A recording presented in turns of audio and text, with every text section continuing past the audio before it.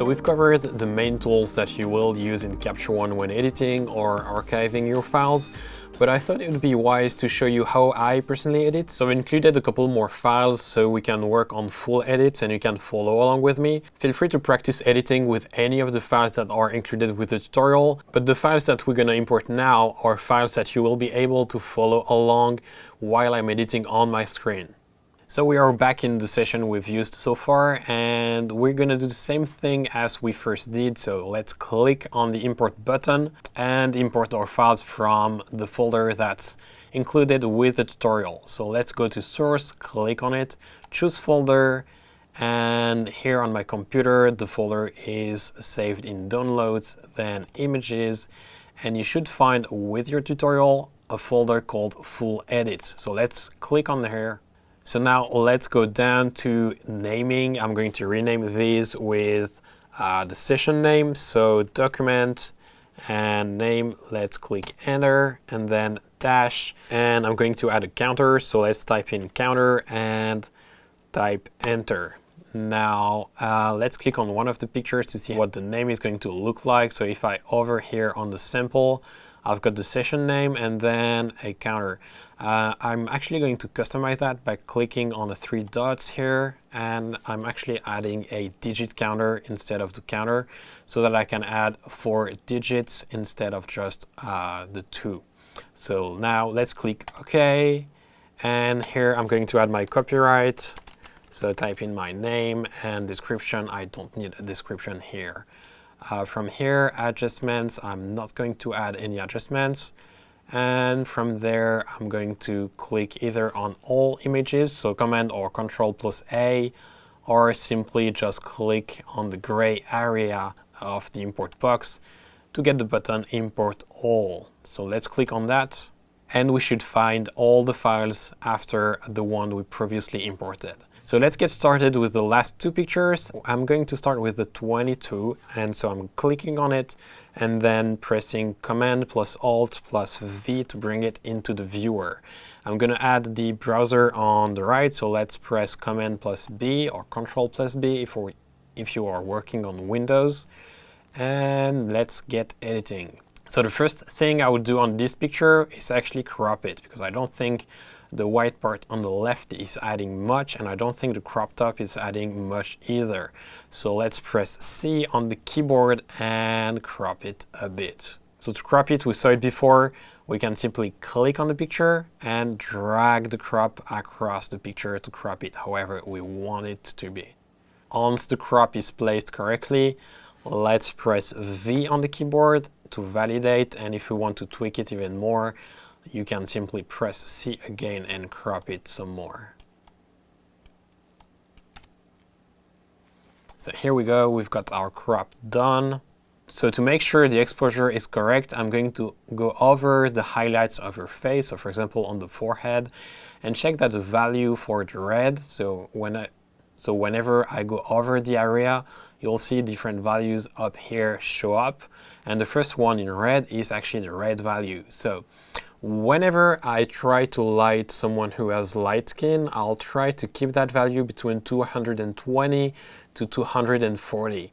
Usually when it's close to 240, I better not touch the exposure too much, because otherwise I'll just lose information if I print it later on, or it will be hard to distinct on some displays. So now on here I'm around 238, so I don't think I'm going to change exposure too much. And actually I may have to lower the exposure depending on what kind of adjustment I may do on colors or using curves. So when looking at the overall picture, I think the contrast may be lacking a bit. So let's go to exposure and try to boost the contrast ever so slightly. Now, by boosting the contrast, I think the highlights are over, yeah, they are over 240. So let's bring my exposure slightly under 0. So here we go, we are back to around 235 to 240, that's fine. And I don't like how saturated the skin look, so I'm going to bring that down as well. So let's bring the saturation just down a tiny bit.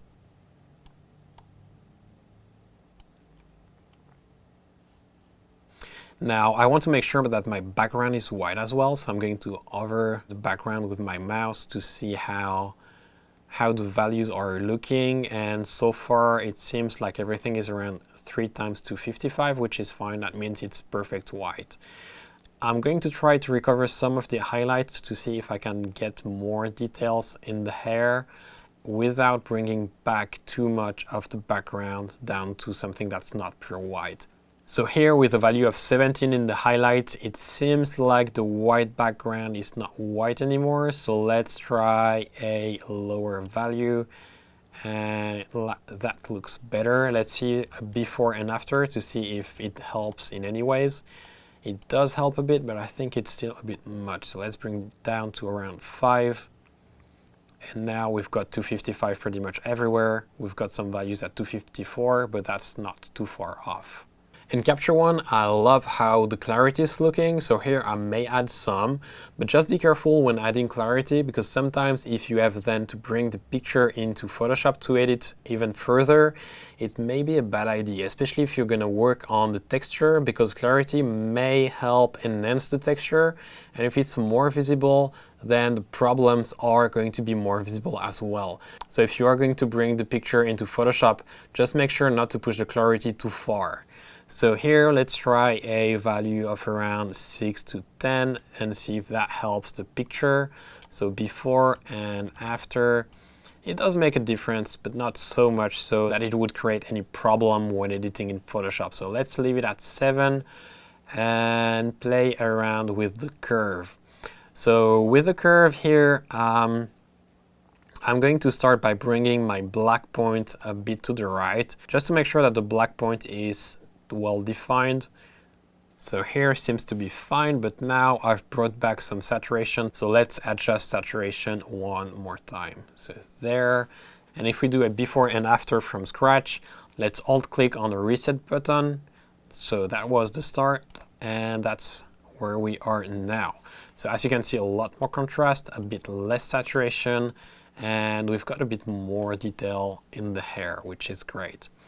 So let's move to color. So color in the color tab here, and let's get down to color editor. In this picture, we don't have a lot of color to work with, but I think it's important to work on the skin tone before moving on to Photoshop. So let's try to minimize the work we could have in Photoshop by going as far as possible in Capture One. So skin tone, let's move to the tab skin tone and then click here on the picker, click on the skin and see what the selection look like. The hair is extremely close to skin tone, so let's try and see if we can separate them, or if it's not possible, we may have to work on a separate layer. So let's bring the smoothness down. As we can see, the lips are slowly getting off of the selection. Let's try to make the selection even smaller by removing some red and removing some yellow. And I'll try to remove also the parts of the images that are saturated. So I'll bring the selection in and see if that takes care of the hair. And it does help, but it's still not perfect. So let's try something. We are going to try on the 3 dots here, create masked layer from selection.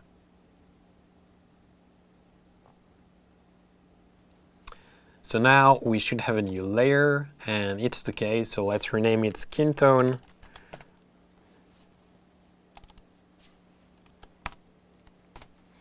And press M on the keyboard to see what the mask looks like. So we've got a selection that has the hair plus a bit of the eyes. So let's take the eraser, so E on the keyboard. I'm going to make a smaller brush and add some and make it harder. And then brush over the areas that I want to remove from the mask. Once again, when working with masks, if you do have a Wacom tablet, it will help a lot. Here I'm working with a mouse, but usually I work with a Wacom tablet just to make sure that I can work faster and more precisely.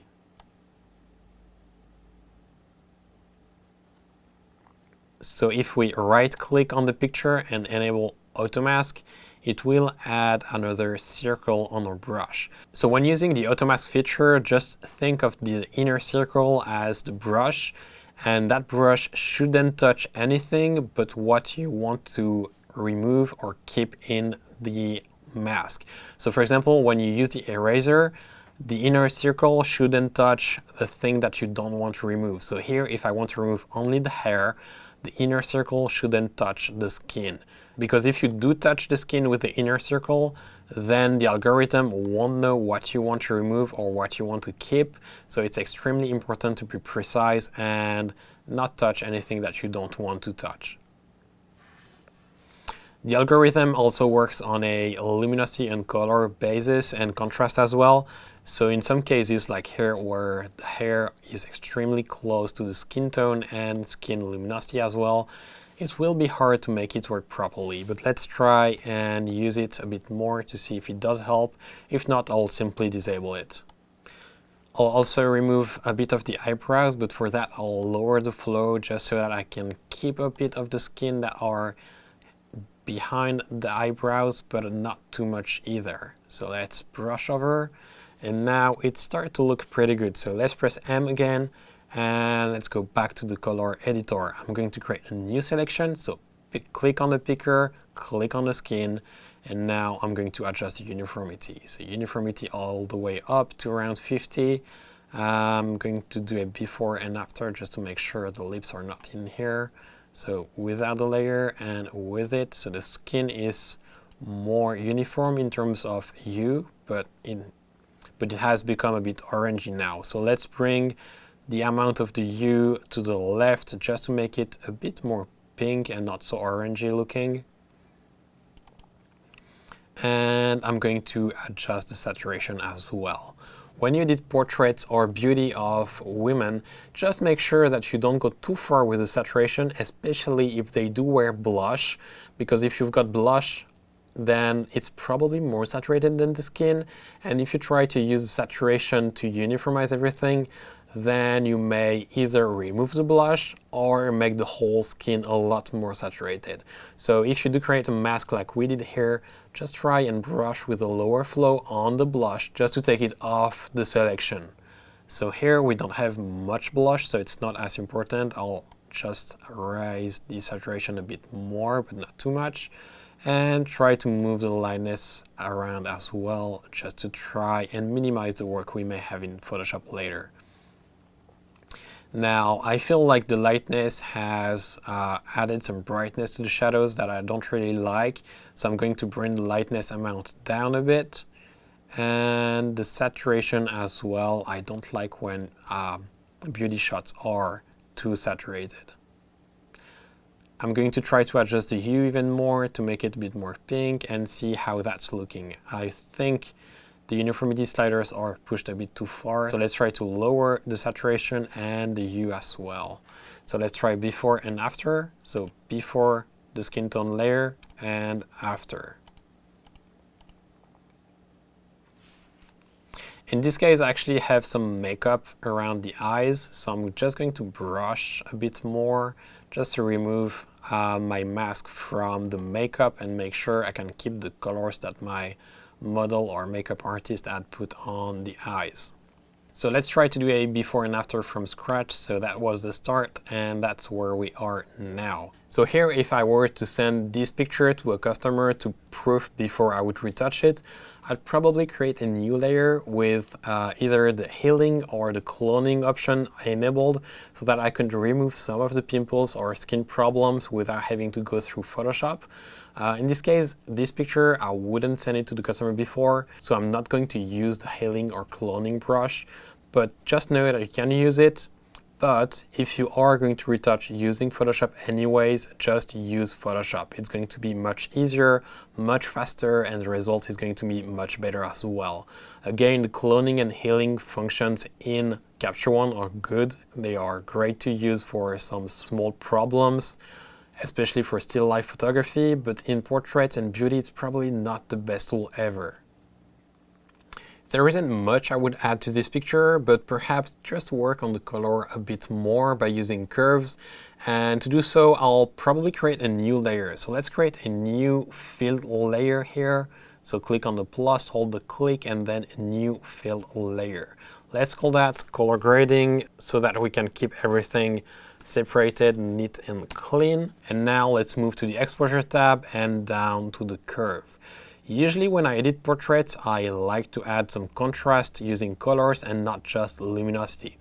What I tend to do the most is using the green curve and take down the green in the shadows and add some green in the highlights. It tends to create a more natural and pleasing look, but just be careful not to overdo it. Like in this case, it's probably way too much. So I'm going to bring the opacity down just a tad and see how that looks. So that's with the color grading enabled and without. Now, one last thing we could do is use the Luma range to add some contrast on the picture. So let's try and see if it adds to the picture or if it doesn't work at all. So let's try and add a new layer again. So let's click on the plus, hold the click down, create a new fill layer, and let's call it glow. So we are going to first add some glow to the skin. And to do that, we are going to try and click on the Luma range to just select the brightest part of the picture. So I'm going to bring my range, my white range, all the way to 255. Let's display the mask just so that we can see what we are about to select, and then move the range all the way up for the black part until we only have the T-zone selected and probably the white background because it's white anyway, so it's going to be in the brightest parts of the picture. The goal here is to have a very fine selection. We don't want too much in here because if we add luminosity and the mask look like that, it's going to make it look really terrible and it won't really make the image stronger. So here I'm going to make the selection very thin and just increase the fall off to get a tiny bit more in the selection, but something that's not too opaque. So let's change the radius as well, so we don't select pixel per pixel, but rather a wider area. And then I'm going to lower the sensitivity as well, just to make sure the mask is really soft and with a great fall off. So let's disable display mask and then click on apply. There are a couple of ways of adding glow to the skin. One of them is by adding some exposure, so I'll bring the exposure slider up, but it's not the only way. I personally prefer to use curves so that I get more control over what I'm adding, and I can also tweak the colors as well to add some more contrast so that I don't overexpose the brighter parts of the picture, but I just change the contrast to make it more visible. So let's try first by adding some exposure and see how that looks. So here, if we do the before and after, as you can see, it does add a bit, not much, but it does make her face look more tridimensional. So let's try to keep that enabled. I'll just reset the exposure slider and try to do the same with a curve. So curve, I'll play around with the RGB because I want to make my saturation move as well. So let's bring the RGB curve up and I'll fix it around the midtones so that I can get a stronger effect. Now, if I wanted to go one step further, I could even add some green here and probably add some blue so that it's a bit more contrasty compared to the skin tone. So the skin tone is mostly magenta, red, and yellow. So if we add blue and green or even remove some red, then the glow or the brightest part is actually going to contrast a lot more with the skin tone and be more visible. So here, before the glow and after. If that's too strong, you can always take the opacity down a bit, and here we go. So before and after. Let's hover with the mouse to see if we are still around 230 or 240, and that's the case, so that's fine. If you wanted, you could do the same for the shadows just to make them darker and add some more contrast, because I don't really like the contrast slider. I feel like the contrast slider is not giving you enough control over your image. So let's try and see how we can actually do that. So if I add a new layer, so click plus, hold it down, new fill layer, and now I'm going to rename that shadows, enter, and then Luma range one more time. So I think this time you get it. I can go a bit faster. So let's select just what's dark in the picture. Let's display the mask and bring down the slider for the whitest part. So here we go, and that's probably too restricted of a selection, so let's make it a bit wider, and there, that's already better. Now I'm going to bring my radius up just like before and bring the sensitivity down just a tiny bit. There we go. Now let's click apply. And let's go again with the curves, and we're just simply going to do the opposite to what we did just before. So let's bring the RGB down and fix it in the midtones, and then go to red. Let's add some red in the shadows, and then let's remove some green and add some yellow. Now that's way too strong, so let's bring the opacity all the way down and see how that looks. So that's before and after. It's probably not enough, and it has probably too much saturation. So we can probably decrease the saturation as well in the shadows layer. So let's bring the saturation down a bit. So there we go, and probably adjust the red curve as well, which is probably pushed a bit too much. So I'm going to fix it around the midtones just to make sure it's not too red all over the place. So there we go. And now that's before and with the shadows. If you don't want to add so much red or so much magenta, just stick with the RGB curve and leave the red, green and blue curves alone, or even use the Luma curve so that the saturation doesn't move around so much. So here, if we do a before and after from scratch, so that was the starting point, and that's where we are so far. One last thing I could do here is work on the eyes just to make them pop a bit more, because they are a bit dark. So let's try to get one more layer and see if we can enhance them just a tiny bit. So let's create a new layer one more time. So click on the plus, rename the layer eyes, and then press B on the keyboard to get the brush. Right click, I'm going to disable the auto mask and diminish and lower the size. I want something really small and really soft. So let's lower the hardness as well. And now I'm going to zoom into my picture and see if the brush is too big or not. So I'm going to lower it even more and just brush on the white of the eye. So to make it even easier, let's click on M to bring the mask. And I'm actually going to bring the flow up. So right click, flow all the way up to 100. And now let's make a selection of the whole eye, like so. Let's click on M to make sure the mask is shown, and then another trace here. And now if you want to fill it, right click on eyes and fill mask, and now the full eye is included in the mask. Let's do the same on the other eye. So selection over, selection under, right click on the layer, and then fill mask. Now I'm going to remove the iris because I don't actually want to touch it. I just want to adjust the white of the eye. So E on my keyboard to take the eraser, and let's just brush it out. Same on the other eye. I'm going to remove the selection from the eye, and here we go. Let's press M to remove the mask, or actually hide the mask, and zoom out. Now, if you want to make it brighter, I personally tend to use brightness and not exposure, so that I can keep more of the shape of the eye, because brightness is not going to affect shadows as much as exposure. So let's bring the brightness just a tiny bit up, and I'm going to desaturate it as well so that I don't see the red veins as much.